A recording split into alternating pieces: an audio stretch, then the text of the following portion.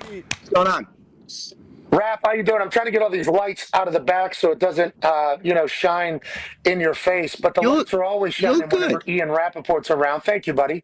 Hey, Rap, couple things we need to clear up here Okay. since Big Night Out because we haven't been on. Yep. Um, first of all, we love you. Second of all, TJ Love you Watt. too. We talked about this early in the hour. We don't know what it means.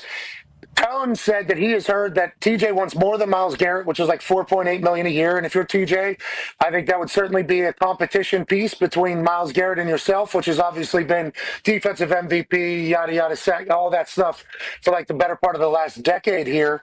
What do you know about this situation? Deal not getting done between TJ and the Steelers, Ian? Is that a potential reality at this point? Well, it's hard to imagine that's a potential reality because when the Steelers have wanted to sign a time, and then right before the season is a time, like there have been deals that have gotten done in Pittsburgh, I think like the Saturday night before the season. So there is time. Now, if TJ Watt wants to be paid more than Myles Garrett, I would say that makes some point in the process does he go, all right, I have enough and we're okay. But I wouldn't be surprised if that's what he's aiming for. And that's kind of what this offseason has been about because Micah Parsons is aiming for the same. Well, the interesting thing here is Jimmy Haslam, yet again, is putting other teams' ownerships in a bind with wild contracts. Did it with Deshaun Watson, and I thought it was maybe like he was trying to big bank take little bank convo. Now with Myles Garrett, knowing that there's a bunch of defensive ends that need to be paid, like, all right, I'll pay him quarterback money, see if everybody else can keep up. We might suck. Hey, we might suck, but everybody else won't be able to keep up. We can ruin other people's teams, too. Let's talk about two deals that did get done recently. Go ahead, DB. Yeah, two big deals in the slot, specifically Kyler Gordon out in Chicago and Jalen Petrie down in Houston. Both signed two pretty big deals. I didn't expect these type of deals to be done at this point in the game. Should we expect any more that are in the pipeline? And what do you know about the actual details of these deals?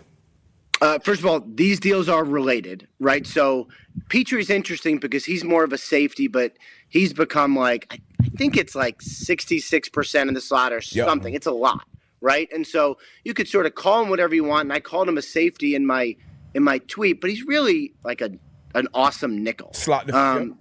Yeah, and I would say Kyler Gordon's kind of the same. So one gets done, and then if you're Kyler Gordon, you're fighting for this money, and again, really good money for a really good player. It's easier to say, like, all right, this contract that I said I deserved, this guy who does similar to me, he got it. So, like, I should be right there. And I think the Bears were kind of like, all right, that's where the market is.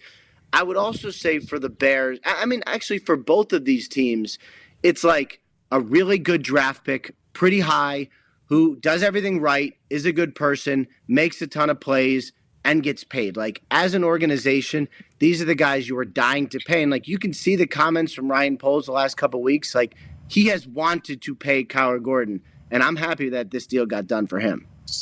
D-But, do we want the insiders to start reporting them as nickel? Do we want that, or what do we want? You know Good question, actually. These guys are football players, slot defenders. Derwin James is another guy who's a safety, but played majority of his snaps in the slot. A lot of guys, you just add value. I'm happy to see these guys finally getting paid like this. Kenny Moore is a guy. Jordan Lewis got paid in Dallas. That reported that he was the highest deal. So now to see Kyler and Jalen get their money, but these guys can move around. They can impact and help a football team. Tyrann Mathieu has done this for a long time. Jalen Ramsey, all these guys can move around and just add tremendous value when they can go in that. But slot defender, safety, they're great football players overall. Yeah, but like, should we start building that brand a little bit here? Should whenever it gets reported by Rappaport say, hey, to whatever you want this to be called position, because I believe you play this position obviously amongst many other positions. It is a high, it's the nickel, it's the safety, the secondary member that's coming in for the linebacker has to be able to tackle, has to be able to read, has to be able to play inside. It needs a better name. I mean, That's the it's, problem. I It needs agree. better branding. it does. It does. I mean, they're slot defenders. And some guys are full-time players, so they're going to be on the field. Like I said, Derwin James is never going to come off the field. Petrie pretty much isn't going to come off the field. And then you have other guys who just come in and substitute and maybe play 70% of the snaps, depending on the team. Like a team like the Buffalo Bills with Terry Johnson, Yikes. they play almost every snap in nickel. So, hey, leave AR on. It's a different year, all right? So they play every I snap. saw that. But Great break. this isn't the NFL that we came into. Now, nickel and slot defenders are pretty much starters on the defense side of the ball. You play with 5 DBs, most of the time, how the NFL has been. That's what I'm saying, but we need a name for it. I mean, they're slot Like guys, slot colleges, defenders. like colleges call it like star or rover. Star, yeah, that's like I a like Nick Saban thing. What are yeah. they on the All-Pro list? Are they just slot? Just slot. Yeah.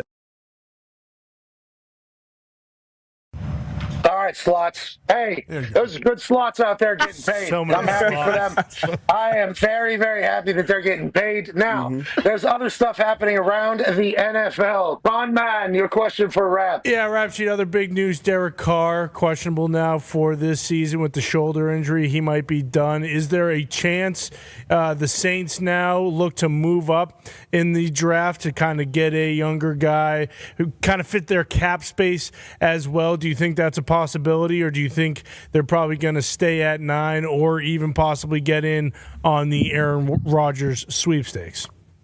All right, we'll hit the Rodgers one first. I would imagine if you're the Saints, first of all, this hurts them cap-wise, if only because it's $40 million allocated to a guy who may not end up playing for you, right? Like, there is a possibility that Derek Carr does not play this season. That is real. Like, that is real. He may have surgery. He has a decision to make. That is all real. What happened? Yeah, wait, how long have we known, Rap? Okay. This has been just being totally honest, this has been a difficult one for me to figure out. Like, I know the status of his shoulder now. He is currently deciding, seeking medical opinions, seeing if he needs to have surgery.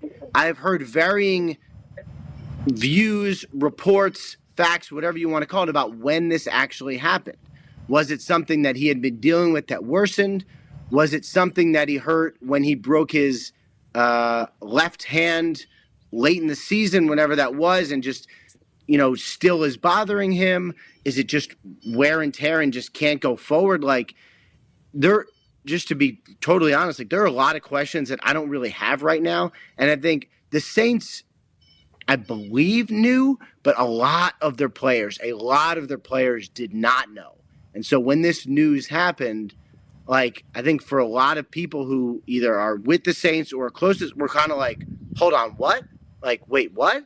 Like, that's how this news felt. And so, like, you talk about the impact on the draft, like, pretty real. Like, rarely do you get an injury like this that really does dramatically impact the draft. But if you're the Saints, like, if you were debating, do we take this guy at 9 or take him in the second round, like, might this make you move it forward? I think possibly it could.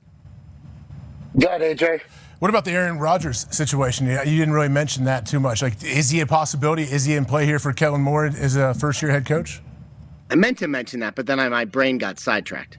That happened. That was on me because I said, what happened? What happened? What happened? Yeah, Sorry, 100% my sorry. fault. So, Team effort. Yeah.